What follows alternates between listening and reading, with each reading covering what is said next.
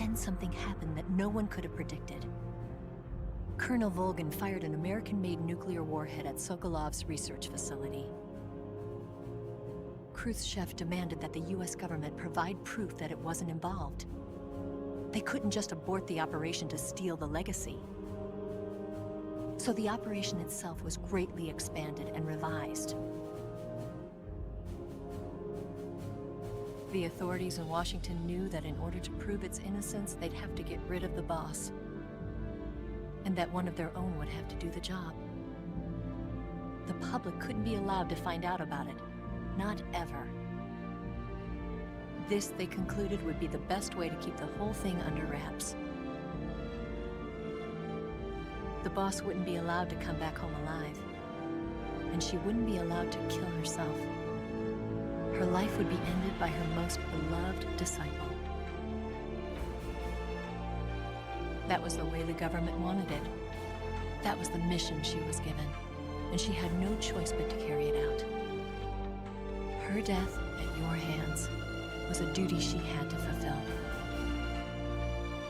Out of duty, she turned her back on her own comrades. A lesser woman would have been crushed by such a burden. The taint of disgrace will follow her to her grave.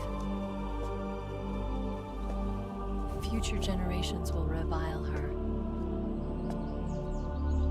In America as a despicable traitor with no sense of honor.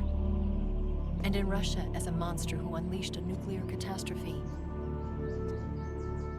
She will go down in official history as a war criminal. And no one will ever understand her. That was her final mission. And like a true soldier, she saw it through to the end. But I think she wanted you, of all people, to know the truth. She wanted to live on in your memory. Not as a soldier, but as a woman. But she was forbidden to tell you herself.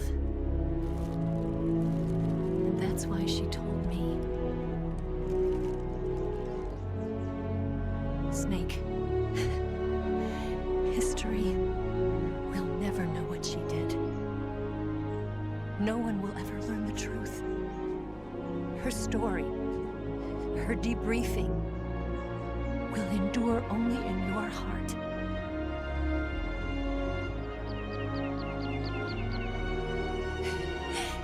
Everything she did for her country. She sacrificed her life and her honor for her native land. She was a real hero. She was a true patriot.